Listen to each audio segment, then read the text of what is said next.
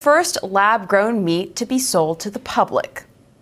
This makes the U.S. the second country in the entire world to allow this, which, if you ask me, is 2 countries too many. Alex Newman joins me now to discuss this. Thank you so much for joining us, Alex. It's great to have you back.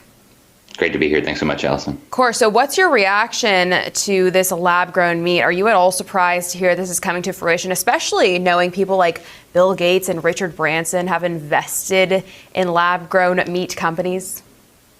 I'm not surprised at all. In fact, this should have been very obvious a long time ago. Over 10 years ago now, I wrote an article warning that the United Nations was pushing exactly this kind of thing. In fact, people can go back and read that article. It's called UN Let Them Eat Bugs. And if you look at their vision for the future of food, they want a radically transformed food system where basically small farmers, small ranchers do not exist anymore. Everything is controlled by huge corporations in bed with the government. And this lab-grown meat, these lab-grown chickens and other sources of alleged food, people need to be aware. This stuff is very dangerous. It is not nutritious like normal food is. We don't even know all the different chemicals, right? This stuff is not going to taste like real meat. It's not going to taste like a steak. And so what they're going to have to do is completely douse it in chemicals that will supposedly make it taste something remotely resembling food. And these chemicals are very, very dangerous. I don't think people realize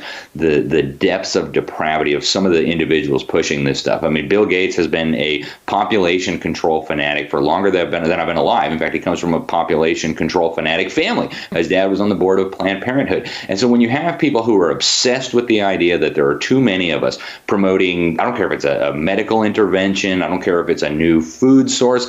Frankly, my default position is going to be, I don't trust it. But knowing what we already know about these lab-grown meats and things, that everybody should be very weary. Frankly, I'm going to be avoiding this like the plague.